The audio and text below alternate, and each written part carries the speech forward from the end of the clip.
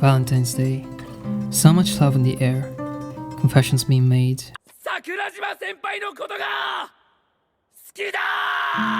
Love letters being written. People get together under the spell of Cupid. And oh, so many hearts are broken to shreds. Such a beautiful day to be young and in love. Or at least, it is if you're not a borderline hikikomori weep that almost forget the delightful feeling of sun and wind on your skin and will probably never feel the touch of a woman other than the spanking of your mom when you were a child. That probably explains your mommy issues. Now there's fortunately a way, even for us filthy weeps, to get some sort of a glimpse on such a mysterious phenomenon as people reciprocally liking each other. I mean, why bother with actually trying to leave your house and strike a conversation with some 3D girl when you can just sit in the comfort of your walls filled with hatred towards humanity and bawl your eyes out watching a love story between two high schoolers, am I right?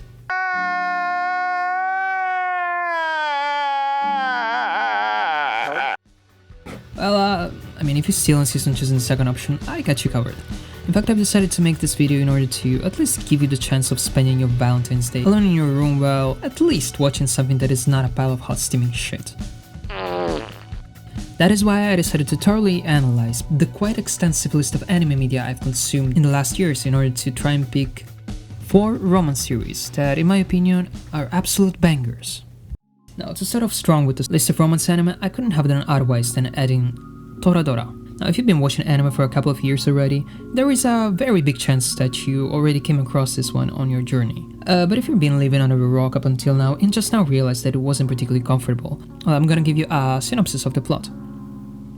Ryuji and Taiga, they are the 2 protagonists of the show. Both are normal high school students that have somewhat normal high school struggles. Unfortunately, Ryuji was cursed with a violent appearance that he inherited from his father, who was, quote-unquote, a delinquent, while Taiga has developed a very fiery temper due to her lonely lifestyle, considering that she finds herself living by herself in a huge apartment that very strategically is placed just beside Ryuji's house. Now, the first encounter between the two happens in one of the school's corridors, when the 2 of them mistakenly bump into each other. This ends with Taiga giving vent to her very anger-prone temper, beating the crap out of Ryuji. Shortly after mistakenly getting a hold of a love letter that Taiga put into his school bag instead of her love interest, Yusaku, Ryuji's only male friend. She tries to basically murder him, infiltrating his house at night. All of this absurd situation ends up with them stipulating a sort of a truce in which they're gonna try to help each other to get together with their love interests, being Yusaku for Taiga and Minori, Taiga's friend, for Ryuji. This brings the 2 to excogitate extremely complicated plans that theoretically should help them get closer to their love interest, but mostly they just end up failing and actually bringing in 2 main characters closer and closer to each other with each passing episode. Now, although the plot doesn't sound like anything bursting originality from every pore, it does manage to tell a love story that shines both on its comedy-oriented side as well as on its more serious one. Toradora is an almost perfect mix, a true roller coaster of emotions that manages to bring you on a journey where, yes, you will obviously have your cliché beach and Christmas episodes, but you will also get some truly heartbreaking moments that will make the story, as well as characters, a lot more relatable and somewhat more realistic. Some may call it overrated, but I say that it deserves every inch of appreciation and love that it gets. And to prove to myself that it's not just the rose-tinted glasses that are speaking for me, I decided to rewatch all of it last week. And well, nothing. My opinion hasn't changed one bit.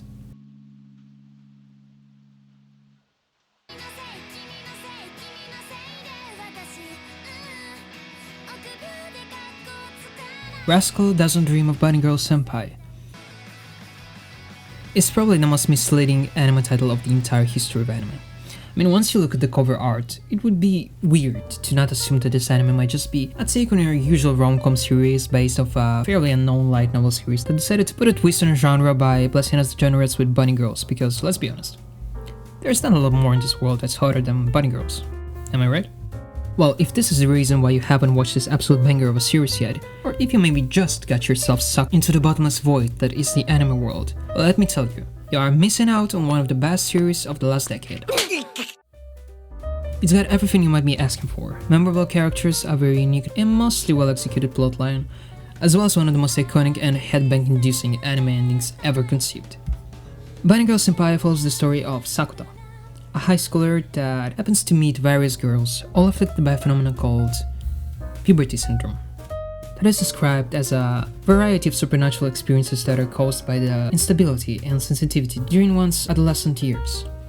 It can vary from a young celebrity literally becoming invisible to the public's eye because of her internal conflicts, to multiple cuts just appearing on a girl's body after she gets heavily cyberbullied, or even to a girl being stuck in a time loop, or two sisters swapping bodies. The story is told in a very tasteful and, more often than not, delicate way, elevating the final product with a sprinkle of extremely nicely timed comedy lines. じゃあバニーガールの衣装で教えてあげるって言ったら？いろいろなやる気が出そうです。 That will most definitely manage to blast the rotting and hollow souls of us rom-com enjoyers with a nice laugh, thanks to how random and unexpected they tend to be. 僕は童貞だ! Well, most importantly, let's not forget the sheer amount of waifu material that Bunny Girl Senpai provides. Anything in this world harms you if used excessively. You know how water is life? Well, you know that if you drink too much of it, you die? Yeah, think about that for a second. But waifus, there can be too many. You have it all, from bunny girls to your typical smart girls with eye bags wearing a lab robe to cute little sisters, you know, everything you might be asking for. Now, honestly speaking, if you still haven't given this anime a watch, just do yourself a solid and spend a day watching this absolute masterpiece. Be aware though that after the first time you hear the ending song, you're gonna find yourself singing along to this absolute banger, because believe me, you will.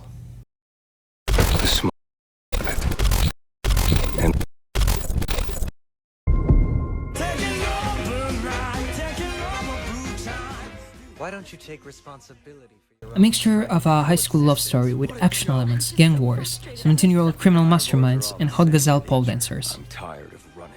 We even managed to add zoophilia to this video. Nice. Can such a potentially prone to disaster plot become something worthy in the hand of the Japanese people when Americans have miserably failed so many times? Short answer, yes.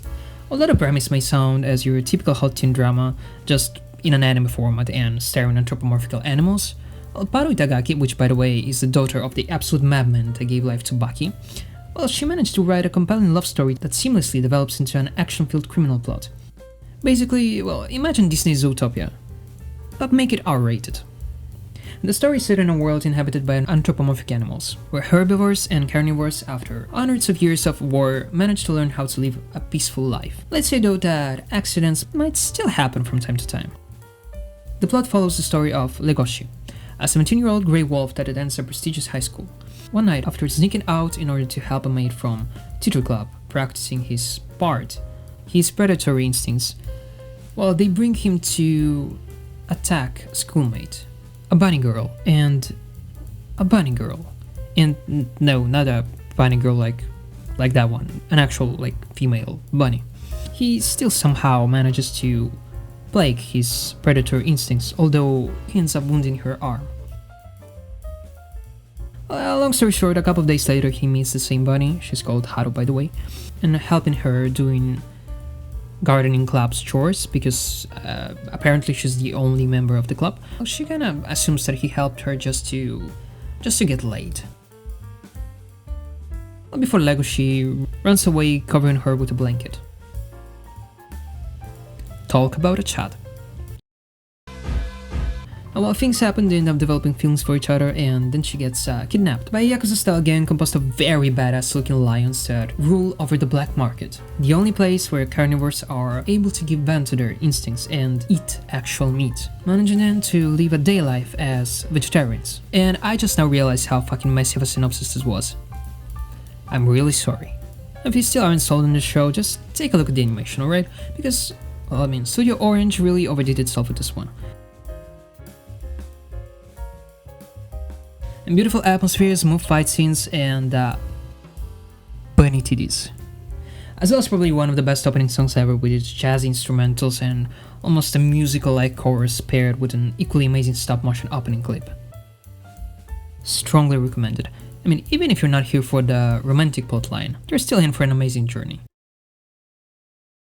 Last but not least, probably the newest entry of this video. A series that had such a huge growth thanks to its anime adaptation just a year ago that, well, it's basically impossible for you to not have interacted with it in some way or another. My Dress Up Darling is a masterpiece. There, I said it and I stand by it. But let's start from the beginning. Gojo is a 16-year-old high schooler that works alongside his grandpa at the family-owned Hina Dolls shop, where they craft dolls by hand. Although the amount of work, precision and passion it takes to complete one of these beauties is absolutely immense, well, when a childhood friend of his found out about his hobby, it went sort of like, Why are you gay? From that point on, almost traumatized by this reaction, Gojo decides to keep his passion a secret from others. That remains such up until the day when a girl barges in his life, both physically and metaphorically.